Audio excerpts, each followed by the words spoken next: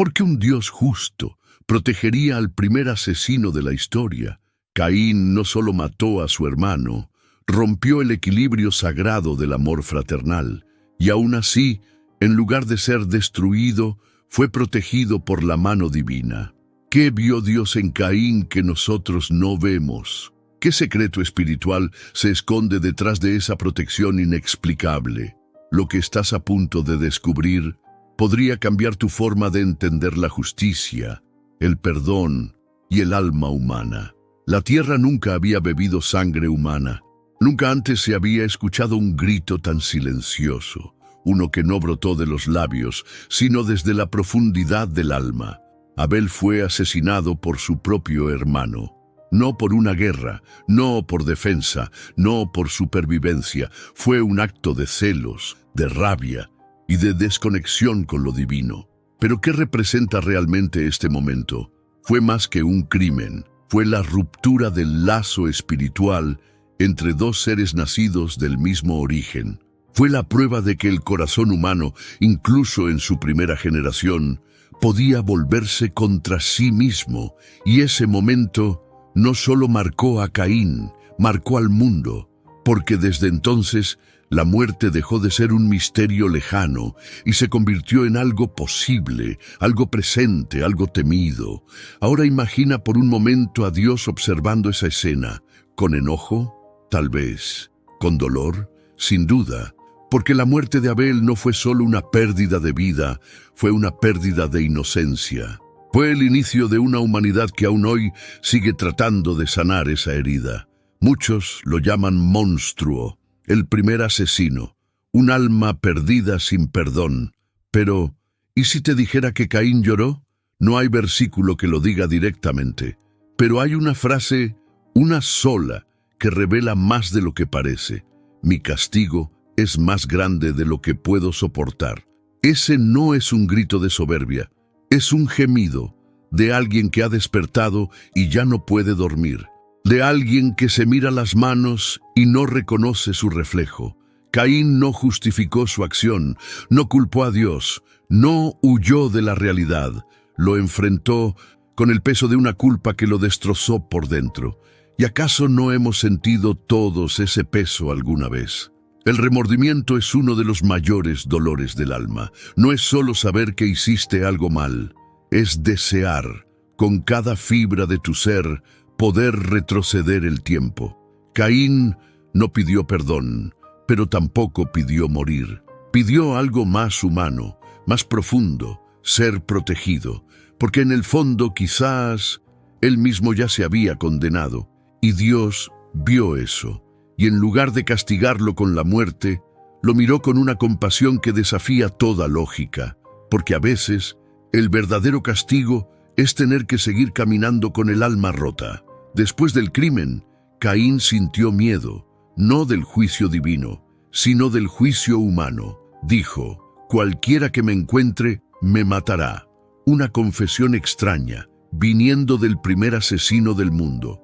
Pero tal vez en ese instante Caín dejó de ser el cazador y se convirtió en el perseguido. Sabía que la sangre de su hermano clamaba desde la tierra y que el eco de su pecado podía despertar odio, venganza y muerte. Entonces ocurrió algo que la lógica no puede explicar. Dios lo marcó, un signo, un símbolo, una protección sobrenatural. Pero, ¿qué era exactamente? La Biblia no lo detalla, no dice si era visible o invisible, si brillaba o si se ocultaba en la piel o en el alma. Y sin embargo, su poder era claro. Nadie debía tocar a Caín. Dios que vio el crimen, Dios que escuchó la sangre de Abel, fue el mismo que extendió su mano sobre el culpable para impedir que fuera asesinado. ¿Por qué? Porque quizás, en el lenguaje de lo divino, la justicia no siempre significa venganza, y el castigo no siempre es la muerte. A veces, Dios marca no para señalar, sino para proteger a quien necesita aprender, transformarse y quizá redimirse. Desde nuestra visión humana, esperamos que el culpable reciba su merecido. Queremos ver que el mal sea castigado con fuerza, con rigor, con consecuencias. Pero Dios no actúa como nosotros. Cuando Caín asesinó a Abel, muchos habrían esperado una sola respuesta: la muerte, ojo por ojo, vida por vida. Pero no fue así. Dios no mató a Caín, no lo borró de la historia, no lo condenó al infierno eterno, lo protegió, y esa decisión desconcierta. ¿Dónde está la justicia? ¿Dónde el castigo? ¿Dónde la reparación? Tal vez en otra dimensión, una donde Dios ve más allá del acto y se conecta con la herida que lo originó. Una dimensión donde la misericordia no es debilidad, sino una forma más profunda de enseñar. Caín recibió una marca, un exilio, un peso que lo acompañaría toda su vida. No fue impunidad, fue un camino más largo, más difícil, más interno. Y ahí está la gran lección. La justicia de Dios no busca destruir, busca transformar. Porque cuando Él actúa, no piensa solo en el pecado cometido, sino en el alma que todavía puede despertar. Cuando Dios habló con Caín después del asesinato, no le ofreció consuelo, pero tampoco lo destruyó. Lo envió lejos, lo exilió. Errante y extranjero serás en la tierra. No hubo prisión, no hubo verdugo, hubo camino, un camino solitario, largo y profundamente simbólico. Caín no fue ejecutado, fue apartado, alejado de su tierra, de su familia, de su pasado. Pero no es eso lo que muchas veces necesitamos para despertar. El exilio no fue solo un castigo, fue una oportunidad silenciosa de transformación. Caminar sin rumbo es, muchas veces, el espejo de un alma que ha perdido su centro, pero también es el inicio de una búsqueda. ¿Quién era Caín antes del crimen? ¿Quién se convirtió después? La Biblia no nos da muchas respuestas, pero sabemos que fundó una ciudad, que tuvo descendencia, que no desapareció, sino que dejó huella. Y eso nos lleva a una verdad profunda. Dios no envió a Caín a morir, lo envió a vivir con el peso de su elección, no como tortura, sino como una posibilidad de mirar hacia adentro, de reconstruir, de despertar. Tal vez en su exilio, Caín aprendió más sobre sí mismo que en toda su vida anterior. Y si Caín no fuera solo un personaje histórico, y si Caín fueras tú, y si fuera yo, Caín representa mucho más que el primer asesino. Es el primer humano en romperse por dentro, el primero en dejarse arrastrar por la emoción descontrolada, por la envidia, por el dolor, por sentirse rechazado por Dios. ¿Y acaso no nos hemos sentido así alguna vez? ¿Quién no ha sentido celos? ¿Quién no ha sentido rabia al ver que otros prosperan mientras uno se queda atrás? ¿Quién no ha sentido ese deseo silencioso de desaparecer o hacer desaparecer a otro? Caín es el espejo más oscuro del alma humana, pero también es una señal de esperanza, porque si Dios protegió a Caín, si no lo abandonó, si le dio un camino, una ciudad, una descendencia, entonces no hay alma demasiado perdida. No hay error que rompa por completo el vínculo con lo divino. Caín no fue destruido porque aún era humano, aún era parte de Dios. Y eso nos dice algo que puede cambiarlo todo. Dios no te ve como el mundo te ve. Dios no te define por tu peor día. Dios no te suelta, aunque tú te sueltes primero. Hay una pregunta que nadie se atreve a hacer en voz alta, pero que arde en el corazón de muchos. ¿Por qué Dios no lo detuvo? ¿Por qué no intervino cuando Caín levantó la mano contra Abel? Él es el omnisciente, el que todo lo ve, el que conoce los pensamientos antes de que se conviertan en actos. Entonces, ¿por qué no frenó la tragedia? Tal vez porque el libre albedrío es más sagrado de lo que imaginamos. Tal vez porque incluso Dios llora cuando ve que sus hijos eligen el dolor. Pero no lo impide, porque si lo hiciera el amor dejaría de ser real. Dios no quiere robots, quiere corazones despiertos, y a veces, para despertar, el alma debe tocar fondo. Eso no significa que Dios sea indiferente. Al contrario, imagínalo por un momento. Un padre viendo cómo uno de sus hijos destruye al otro, no por necesidad, sino por celos. ¿Crees que no dolió? ¿Crees que Dios no sintió el grito de la sangre inocente y el lamento del alma culpable? El silencio de Dios no fue ausencia, fue respeto, fue dolor divino, y a veces ese silencio es más fuerte que cualquier grito, porque nos confronta, nos obliga a mirar hacia adentro y nos muestra que incluso en el peor momento, Dios está. Después del crimen, Caín dijo algo que parece un susurro perdido en la historia: todo el que me encuentre me matará. Pero, ¿quién? ¿Quién podía matarlo si apenas existía gente sobre la tierra?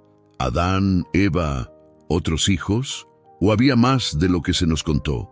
Este detalle ha sido debatido por siglos. Algunos creen que se refiere a los futuros descendientes de Adán. Otros, que ya existían más personas fuera del relato directo. Y algunos creen que Caín temía algo más profundo: el juicio de la conciencia colectiva. No era solo miedo físico, era espiritual. Era el peso de saber que llevaba algo en sí, que los demás podían rechazar. El asesino del inocente, el marcado por Dios, el errante. Caín temía la mirada de otros porque, en el fondo, ya no podía mirarse a sí mismo.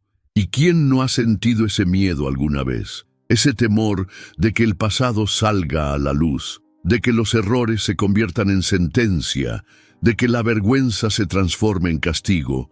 Pero en vez de dejarlo a merced de ese juicio, Dios lo protegió, no para premiarlo, sino para enseñarnos que incluso cuando todos nos quieren ver como culpables, Él puede ver una historia que aún no ha terminado.